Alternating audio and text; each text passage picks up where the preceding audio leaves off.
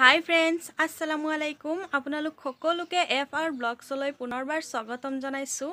আৰু এতিয়া সময় হৈছে 11:30। এতিয়াৰ পৰাই মই ব্লগটো আৰম্ভ কৰিলোঁ। আৰু মই এতিয়া গা ধুই আহিলোঁ, অলপ সময় হৈছে গা পা ধুই আহিলোঁ। আৰু এতিয়া যাম অলপ খানা বনাব লাগিব। আজি একো নাই বনোৱা, একো নাই, বনাব লাগিব। বাবুহঁত আছে আৰু তাৰ আব্বায়ো ৰোজা নাৰাখে, তেওঁ ৰোজা ৰাখিব নোৱাৰে। আৰু তেওঁলোকৰ কাৰণে মই খানাখিনি বনাই লওঁ।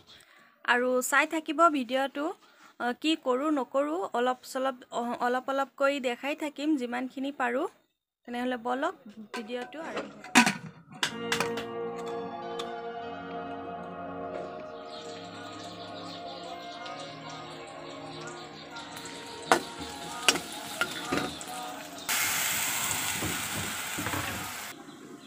এয়া মোৰ দাইল ৰেডি হৈ গৈছে। আৰু এইটো সাইডত মই আলু সিজাই আছোঁ, আলু পিটিকা কৰিম।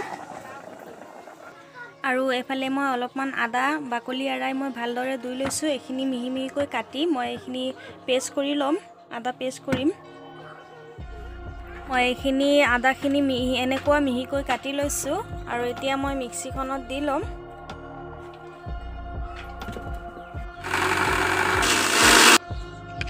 এয়া মোৰ আদা পেষ্টখিনি হৈ গৈছে। এতিয়া এইখিনি মই এটা টেমাত ভৰাই থৈ দিম।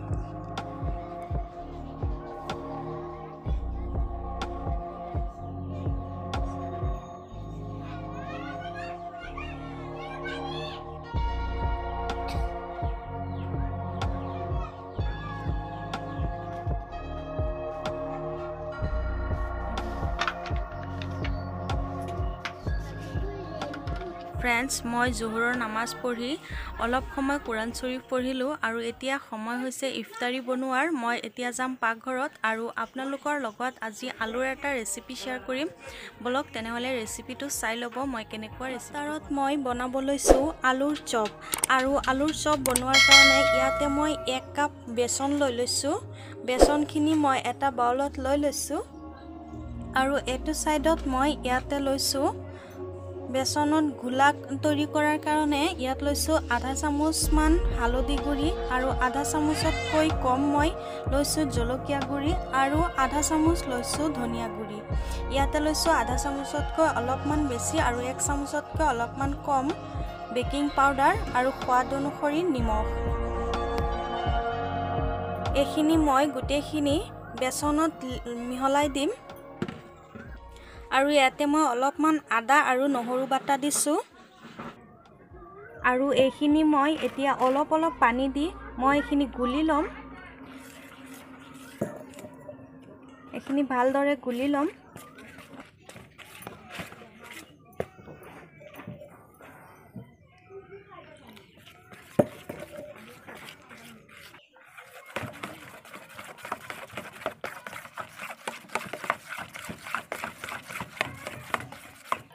এয়া চাওক, মোৰ এইখিনি মিহলি কৰা হৈ গৈছে। মই এতিয়া এইটো এটা সাইডত ৰাখি দিছোঁ। আৰু আলুৰ চপৰ কাৰণে মই এনেকুৱা কৰি আলু ফালি কৰি মই বইল কৰি লৈছোঁ। এইখিনি এতিয়া মই পিটিকি ল'ম। মোৰ আলুখিনি পিটিকি লোৱা হৈ গ'ল। আৰু আলুত দিয়াৰ কাৰণে ইয়াতে মই লৈ লৈছোঁ, ইয়াত গৰম মছলা লৈছোঁ আধা চামুচ আৰু চিলি ফ্লেক্স অলপমান লৈছোঁ, সোৱাদ অনুসৰি নিমখ লৈছোঁ আৰু ইয়াতে জিৰা গুড়ি লৈছোঁ অলপমান আৰু 2টা কেঁচা জলকীয়া দি দিছোঁ মই। এইখিনি মই আলুৰ লগত মিহলাই ল'ম। আধা কাপ পিঁয়াজ মই ভাজি ৰাখিছিলোঁ, এইখিনি মই দি দিছোঁ। আৰু ভাজি ৰখা পিঁয়াজখিনি একেবাৰে মচমচীয়া হৈছে, এইখিনি মই ইয়াত ব্যৱহাৰ কৰিম।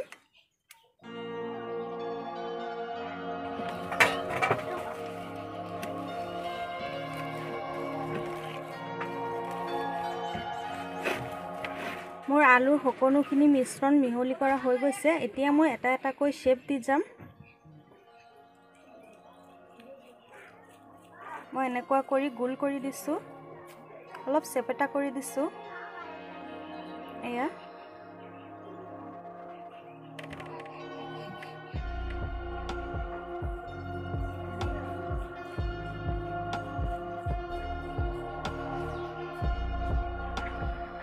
এয়া এইখিনি মই গোলকৈ শ্বেপ দি লৈছোঁ। এতিয়া এইখিনি অলপমান ময়দা লৈ লৈছোঁ। এই ময়দাখিনিৰ ওপৰত মই এনেকুৱা এটা এটাকৈ অলপ ময়দাৰ ওপৰত দি যাম।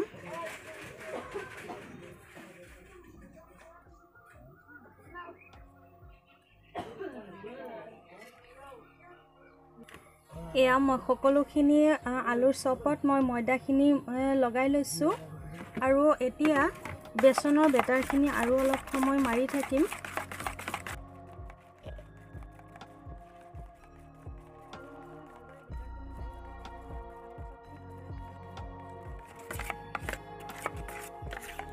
এয়া এনেকুৱা এইফালে মোৰ তেল গৰম হৈ গৈছে। এতিয়া এটা এটাকৈ আলুৰ চপ মই ইয়াতে দি মই তেলত ভাজি ল'ম।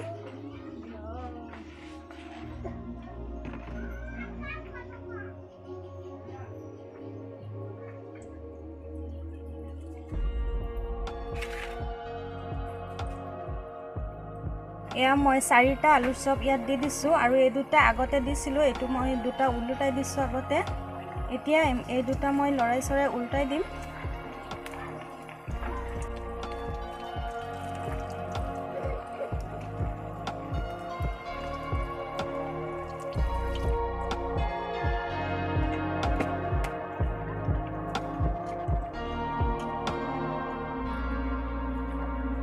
মোৰ আলুৰ চপখিনি ভাজি হৈ গৈছে, ইয়াৰ ধুনীয়াকৈ কালাৰ আহিছে। এতিয়া মই এটা এটাকৈ উঠাই দিম। এয়া এইকেইটা মোৰ হৈ গ'ল। এনেধৰণে বাকীখিনিও মই ভাজি ল'ম। এয়া চাওক, আলুৰ চপকেইটা মোৰ ৰেডি হৈ গৈছে আৰু চাওকচোন কেনেকুৱা হৈছে।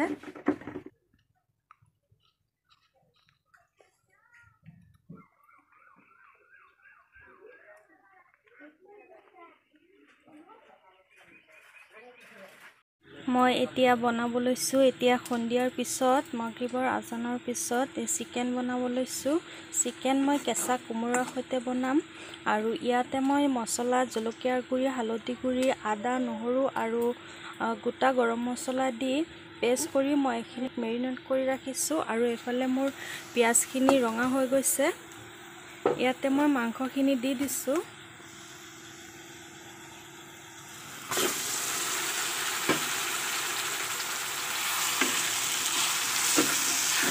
মাংসখিনি দি মই ভালদৰে 5 মিনিট সময় এইখিনি ভাজি ল'ম।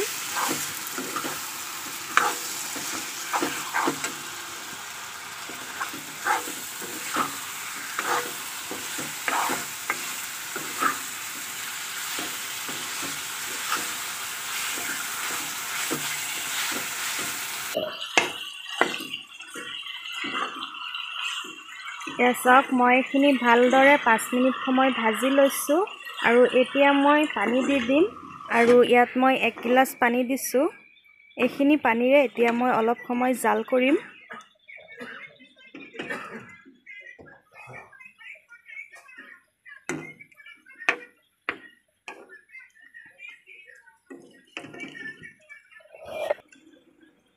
এবাৰ মই অলপ চাই দিছোঁ।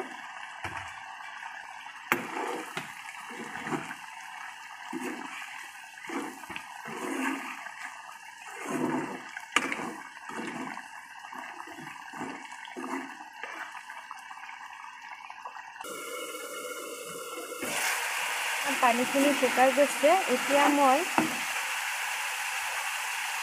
এয়া কোমোৰা এনেকুৱা চাইজ কৰি কাটি লৈছিলোঁ। এতিয়া মই কোমোৰাখিনি ইয়াত দি দিম।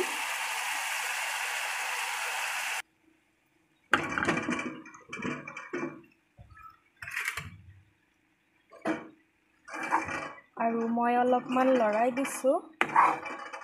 লৰাই ভালদৰে মিহলাই দিছোঁ।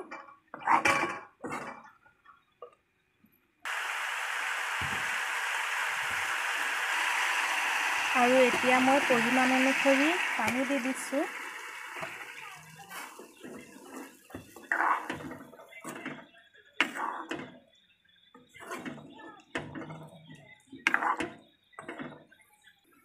মই ইমানখিনি পানী দিলোঁ। ইমানখিনি পানী জাল কৰি কোমোৰাখিনি সিজাই ল'ম আৰু এতিয়া ঢাকনটো লগাই দিছোঁ। আৰু এতিয়া চাওক, মোৰ কোমোৰাৰ তৰকাৰী হৈ গৈছে। বনাই ট্ৰাই কৰিব। বহুত সোৱাদ লগা হয় আৰু এইটো লোকেল মুৰ্গী মাংসৰে বনালে বেছি সোৱাদ লগা হয়, কিন্তু মই আজি বনালোঁ ব্ৰইলাৰ মাংসৰে। হৈ গৈছে, এতিয়া মই গেছটো অফ কৰি দিছোঁ।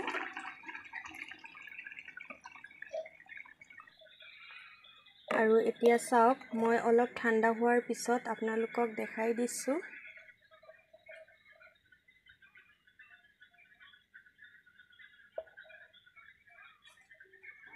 ফ্ৰেণ্ডছ, ভিডিঅ'টো ইমানতে সামৰণি মাৰিব লৈছোঁ। ভিডিঅ'টো চাই ভাল পালে লাইক কৰিব, শ্বেয়াৰ কৰিব, কমেণ্টছ কৰিব আৰু যিসকল নতুন বন্ধুৱে এতিয়ালৈ